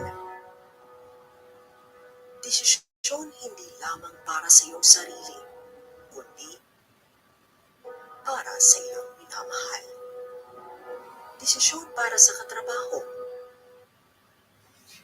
kapitbahay, sa iyong kaibigan, at maging sa iba sa hindi mo kilala. Desisyon para sa kinabukasan ng mga bata. Sa mga nangangailangan, sa mga pinagpalang lubos, sa mga kapos, sa mga walang pakialam, sa mga magtatapos na, sa mga magsisimula pa lang. Desisyon para sa bansang nasa gitna na ng pagbangon.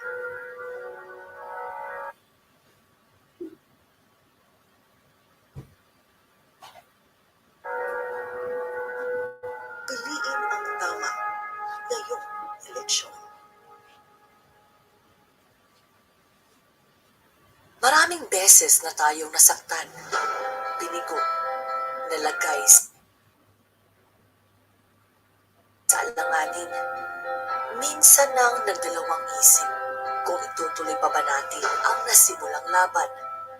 Dahil tao tayo, madalas nagkakamali, nagbabago, nangangarap, natatalo, nagtatagumpay. Iba-iba ang paniniwala, kaya madalas may mga di pagkakaintindihan. Sa panahon ng pangangailangan, lumalabas ang totoong tayo. Mapagmahal, puno ng malasakit, nabubuo, mas higpit ang gamit natin sa bawat isa.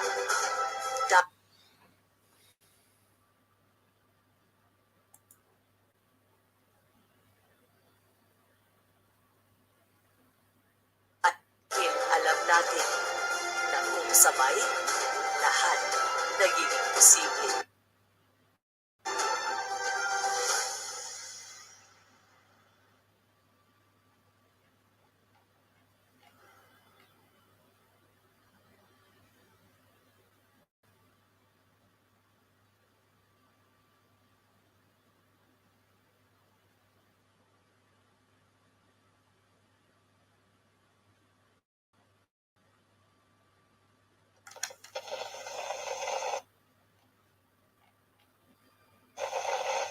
Soundcheck. Kapag ako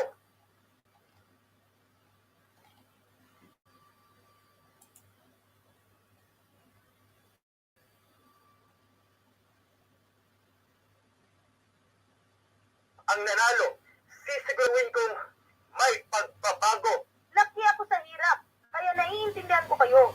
Sawa na tayo sa baluktot na pamamahala. Pag ako binoto nyo, wala nang maghihirap. Dadalhin ko kayo sa bansang gusto ninyo. May libreng pabahay, pagkain at trabaho. Basta ako ang iboto nyo.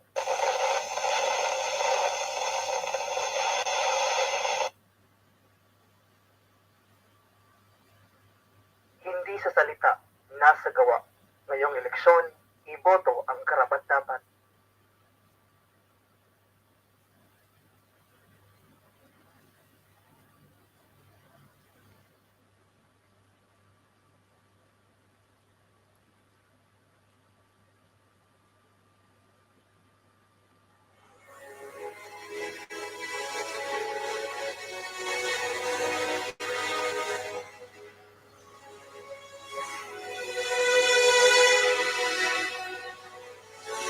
Gabay para sa tamang pagpili ngayong eleksyon, hatid namin sa inyo itong mga leksyon.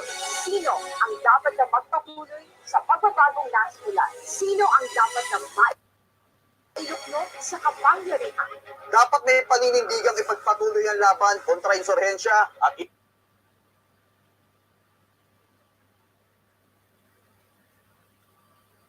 illegal na droga. Matapang, ngunit may puso, may malasakit, handang magpatawad, tagapagtaguyod ng kapayapaan at pagkakaisa. Handang isakripisyo.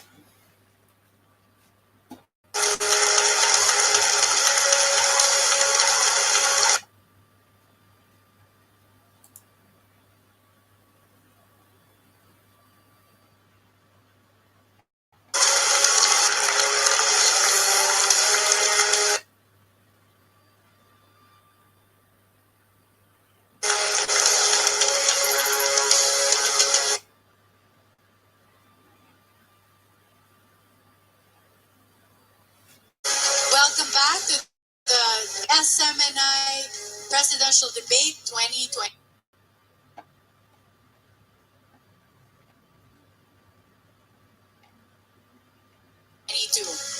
When this debate started, we had no idea what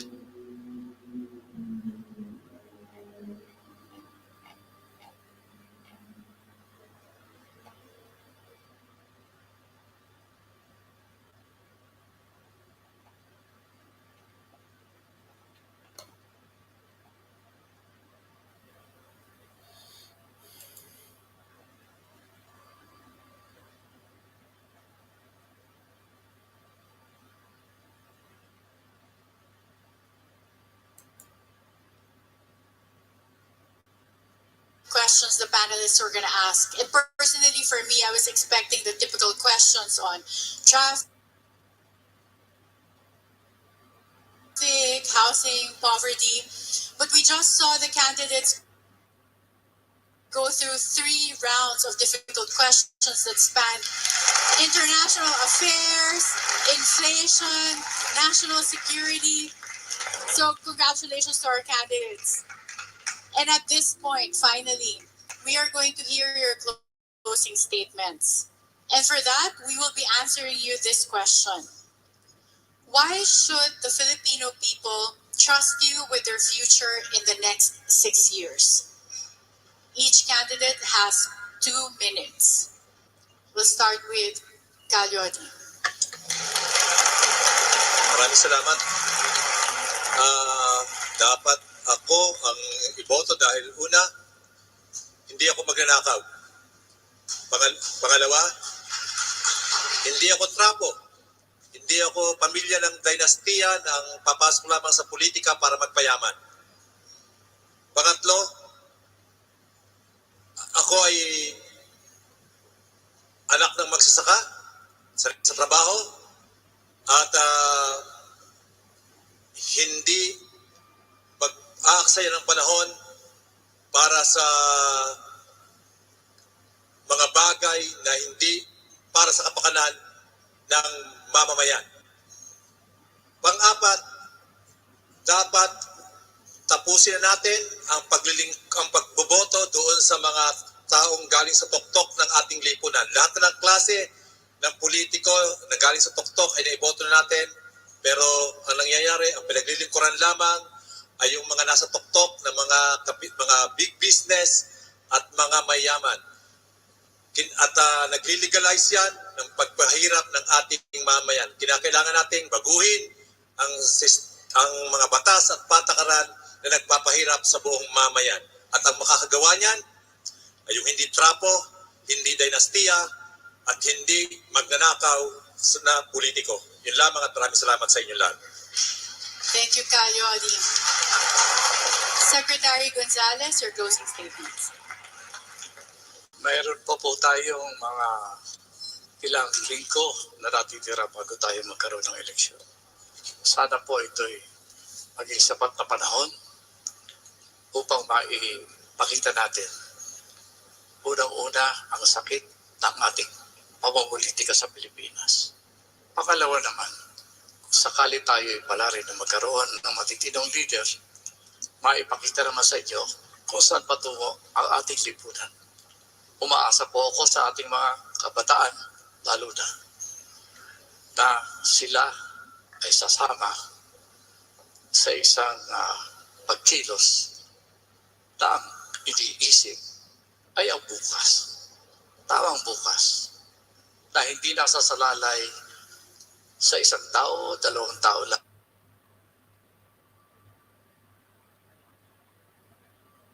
Tama ang pag-asa. Nasasalalay sa pinagsama-sama nating talino, kakayahan. Kaya kayo po, iniimbitahan ko po kayo. Kahit wag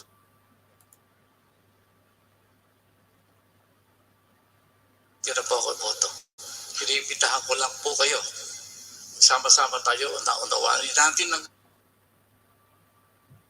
gusto ang mga suliranin ng ating mundo, ng ating lipunan, ng ating mga sarili.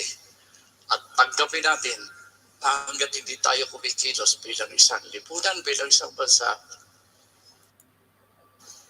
baka hindi po masyadong malayo ang ating pararating. Ako po, inaalay ko ang aking sarili upang ibigay ang aking mga karanasan upang maunawaan natin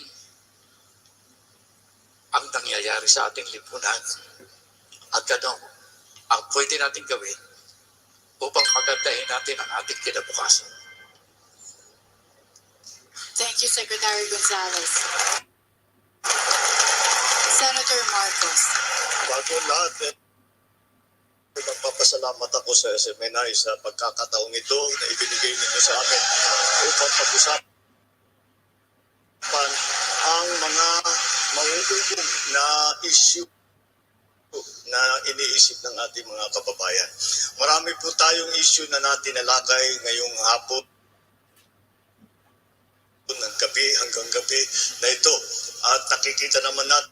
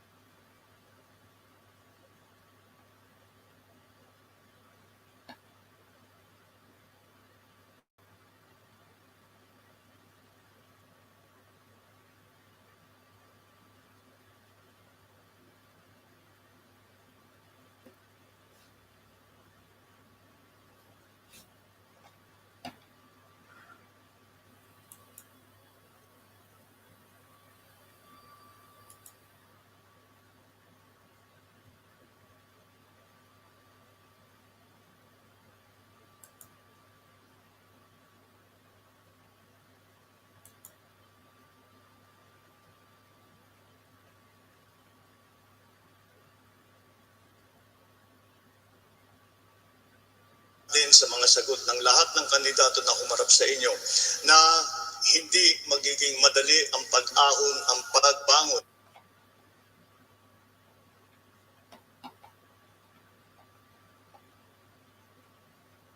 mula sa krisis ng pandemya, mula sa krisis ng ekonomiya na dala rin ng pandemya. Kaya naman po, ako ay tapat ang aking paniniwala ng unang hakbang na para tayo ay makaharap at ng kahit anong hamon ay ang pagkakaisa. Kaya't ang adhikain ko, pinagsisigaw sa ating kampanya ay ang unang hakbang na kailangan gawin natin sa larangan, hindi lamang sa larangan ng politika, kung hindi sa ating lipunan. Yun ang pagkakaisa. Dahil hindi na, kahit sino naman sa atin ay hindi kayang ayusin lahat itong problemang ito. Lahat tayo ay nangangailangan ng tulong, lahat tayo ay kailangan natin ang tulong ng bawat Pilipino para tayo makaharap at masabi natin, hindi lang tayo bumalik sa nakaraan na bago ng pandemya, tayo ay sumikat pa at nalampasan na natin yung pandemya at nalampasan na natin yung sitwasyon natin bago ng pandemya at masikat na ang Pilipinas. Yan lamang, hindi po mangyayari yan kung hindi magkapisig ang bawat sektor, ang bawat mamamayang Pilipino. Kaya ang adhikain ko, ang adhikain ng unity na aking dala ay ang pagkakaisa. Ito ay naging kilusan na at huwag nating itigil hanggang tayo magtagumpay at masasabi natin na ipinagkaisa natin ang sambayan ng Pilipino.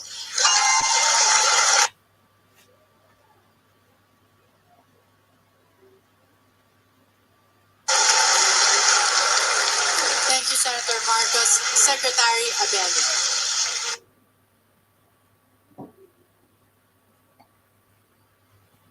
Ako po ay naniniwala na may tawag at tadhana ang Pilipinas.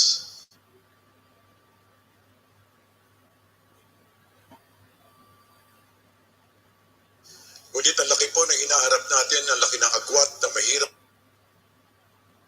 sa mayaman, nawala na po ang tiwala ng tao sa gobyerno. At nawawala rin po ang ating pagmamahal sa bayan. Tandaan din po natin na ang kahirapan ay hindi dahil sa swerte. Ang kahirapan ay dahilan sa mga maling pulisiya. Kung mababago po ang Pilipinas,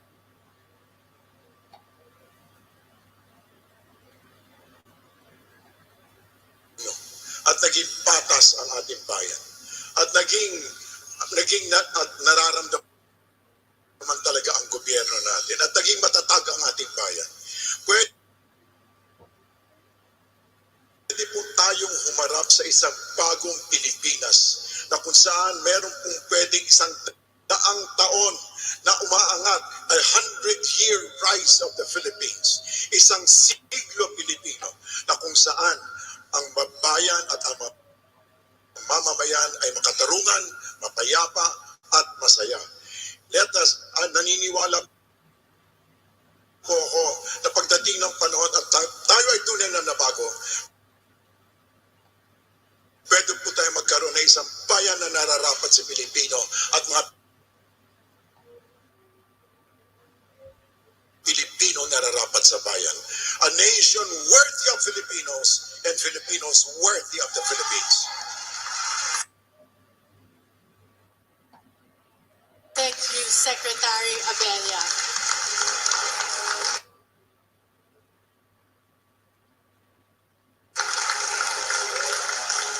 Tonight gave us so much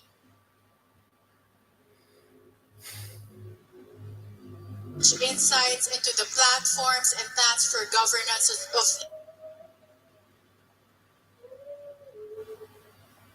each of the candidates.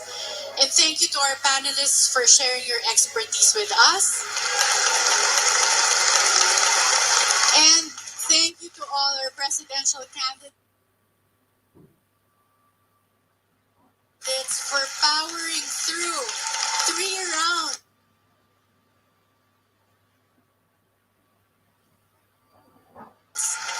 of difficult questions and 4 hours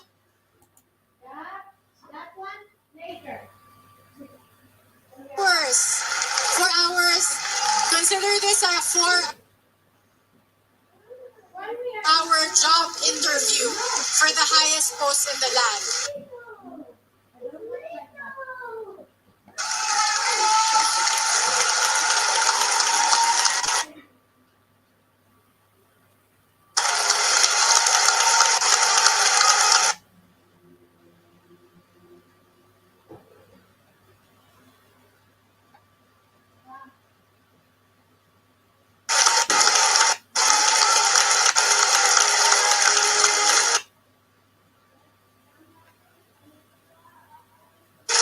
And thank you for staying diplomatic throughout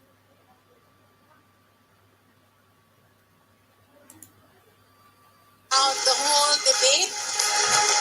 And thank you to our audience for being so behaved and also very supportive of our candidates. It was a pleasure hosting this evening's debate and not moderating. Thank you so much. It was a pleasure to be moderating this debate tonight. And good evening.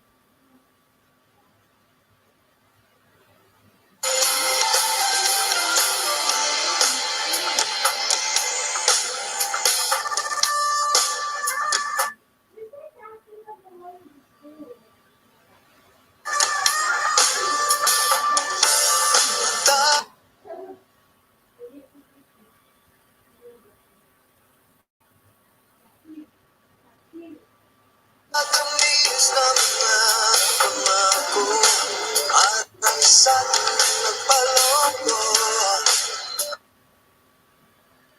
Kaya't kung nais na magbabago, simulan mo na sa iyong sarili mismo. Kaya't ngayong darating na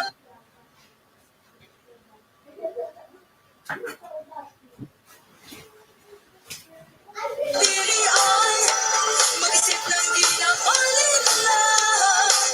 Kalayaan sa pagboto ay panindigan. Kinabukasan natin ay nakasalalagyan. Ito'y buhay ang pagbabago. Ikaw ang ako ang tanging singit ko. Ito'y buhay ang pagbabago. Pag-asa ay salamat ang sa tulong ng ating pagkakaisa, ang nasa pag-ulan ay siguradong nagagawa. Kaya't kung nais mo nang magbago, simulan mo na sa iyong sarili mismo. Kaya't ngayong darating na pilihan, mag-isip ng di na malinlang. Kalayaan sa pagboto ay panindigan. Kinabukasan natin ang nakasalalagyan. Ito'y buhay ang pagbabago. Ikaw ang ako ang tanging sisingit ko. Ito'y buhay ang pagbabago. Pag-asa ay salamat.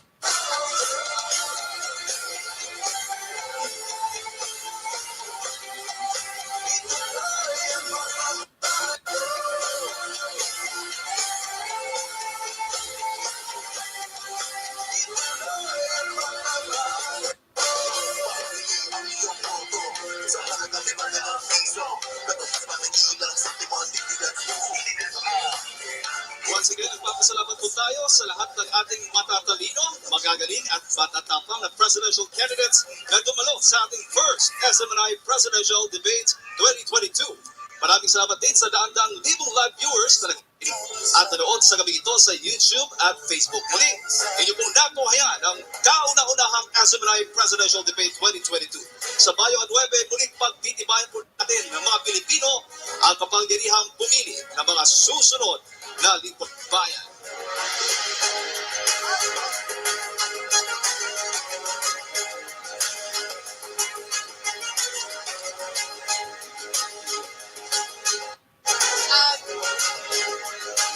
They asked, okay.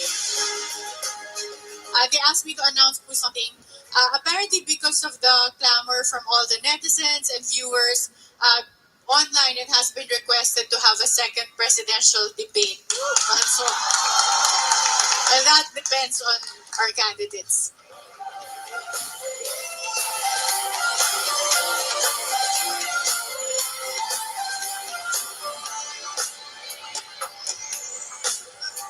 Silang magpapatuloy ng pagsusulong ng pagbabago sa ating bansa. Sila makakakuha ng tiwala ng taong bayan. At bago po tayo tuloy magtapos, nais po natin pasalamatan ang lahat ng ating mga sponsors. Unahin natin pasalamatan ang ating mga co-presenters. EdCore, We Improve Lives with Ms. Cheryl Edman, President and CEO, and Mr. Rinaldo Panaligan Jr., Vice Chairman and CFO. Frontliners, ikaw ang Bida Party List with Mr. Jake Hosson as first nominee. At Maharlika Party List with Dr. Alvin Sahagon, first nominee. We would also like to thank our major and minor sponsors, Senator Juan Miguel Zubiri, former DICT Secretary Gringo Punasan, Deputy Speaker Rodante Marcoleta, Agimata Party List, and Abate Sampainan Party List. And we would also like to thank our co-production partner, ALV Events International, headed by Mr. Arnold Vigafria, and to Mr. Dante Ang, Chairman or CEO of Manila Times, our official print partner, and to Ms. Cielo Ortega Reborero, Vice President for Sales and Marketing, Okada Manila, as our official venue partner. At higit sa lahat, huwag po natin kalimutan, nais po namin pasalamatan ng aming honorary chairman ng SMNI, walang iba kundi si Pastor Apollo Zikibuloy. Maraming salamat po, Pastor, sa inyong gabay upang maging matagumpay ang ating event sa gabing ito. To all our presidential candidates who accepted the challenge, it's our pleasure having all of you tonight. Thank you for a very intellectual and platform-based discussion. Abangan po natin sa susunod na linggo, Pebrero 22, araw ng Martes, dito pa rin sa Okada, Manila, maghaharap ang mga kumakandidato para sa pagka-vice-presidente para sa kauna-unahang SMNI Vice Presidential Debate ngayong halalan 2022. Maraming salamat po sa inyong pagsubaybay. Mabuhay ang Pilipinas!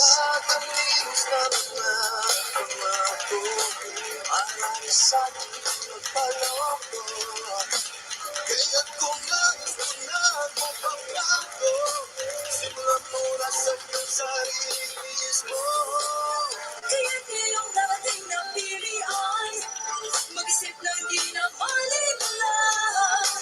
Kalayaan sa pagboto ay panindigan. Kinabukasan natin ay nakasalalay dyan. Ituloy ang pagbabago. Ikaw ang takbo ng isusingit ko. Ituloy ang pagbabago. Pag-asa ay tumatawag. Sa tulong ng ating pagkakalisa, ang nasa pag-ulan ay siguradong nagagawa. Kaya't kung nais mo ng pagbabago, simulan mo na sa iyong sarili mismo. Kaya ngayong darating na pilihan, mag-isip ng di na malinlang. Kalayaan sa pagboto ay panindigan. Kinabukasan natin ang nakasalalay dyan. Ituloy ang pagbabago. Ikaw ang takbo ng isusingit ko. Ituloy ang pagbabago.